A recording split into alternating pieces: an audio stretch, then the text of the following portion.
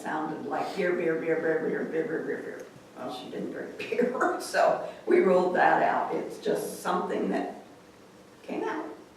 My grandmother never swore. She had one word that she said repeatedly for the rest of her life. We forgave her for that and accepted it. We took care of her at home for nearly a year. If I didn't mention before, she was a Christian Scientist.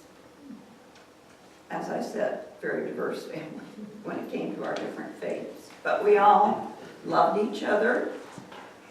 We knew that there were some boundaries that we probably shouldn't enter into as far as discussing. There was disagreement. But I do know that everyone in that home was loved.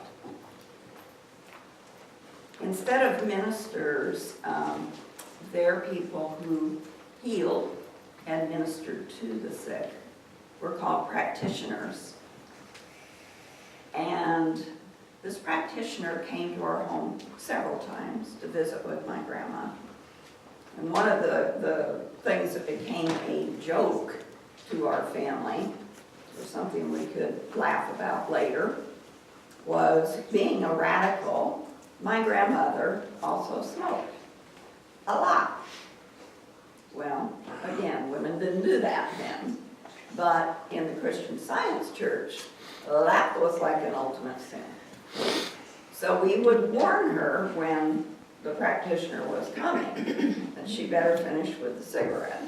She did, and we all stood around and fanned the smoke. And this one last time that she came to visit, we were all in the room with Grandma, and she came in and held my grandma's hand and she said, "Anna, you might as well just say it out loud. I know you smoke. Every time I come in here, I smell smoke, and I've seen a couple people leave the room doing this. So just accept that we know you smoke and you're going to be fine." As the practitioner left, or was leaving the home, she passed by my bedroom and she heard a young girl crying. Because I didn't know what to do for my grandma. I was still young. And I could see she was suffering. She knocked on my door. She came in. She went over to the table by my bedside and picked up a Bible that was given to me by my grandfather. And she read the 91st Psalm, which is why I chose that song for this morning. She simply turned to the psalm, read it, and wished me comfort and peace, and left. I have not ever and will never forget that experience. And I read that psalm quite often, usually out of my little, now aging, white Bible that my grandpa gave me. Once again, God was there in my young life. Grandpa left us soon after the love of his life. Remember I told you the name, Anna, went to her heavenly home. There are 2 hymns that I have requested that we will sing towards the end here. They were my grandpa's 2 favorites. Not sure I'm going to be able to sing them with you. I'll try. The first one is "His Eye is on the Sparrow," because he believed God ministered to all of his creation, including those little sparrows.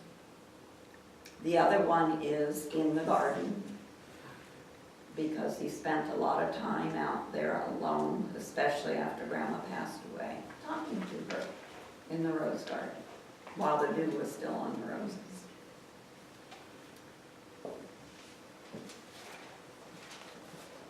Speaking about my father, I told you I'd come back to him, and I'm almost done, so bear with me.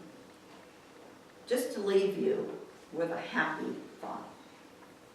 My mother and father eventually reconciled after many, many years. They had never divorced. They weren't even legally separated. They just lived in one state. My mother lived in another state. My dad lived in West Virginia, which is where he was born, and to most all West Virginians only call West Virginia by this name. I was chastised one time at a meeting in this church, so whoever that was, please don't say anything. We call it West by God, Virginia, because it was so beautiful. And it was also one of John Denver's favorite songs. He also saw the beauty there. When my father finally came to visit me, I was an adult and I was pregnant with my second child, Marshall, and having a difficult pregnancy. I wrote to him, told him all about it, and asked if he would come. He didn't hesitate. Now, some other people were in an uproar that he was coming, but nobody wanted to go pick him up at the airport. I couldn't, I was bedridden. My now ex-husband was asked, well, he didn't know my dad, never seen him in his life. So he didn't particularly want to go. And my mother go? Are you kidding? Bless her heart, my mother finally made me happy, and she went to get him. So, brought him home. It was a little tense, but he came in to see me, and that was happy.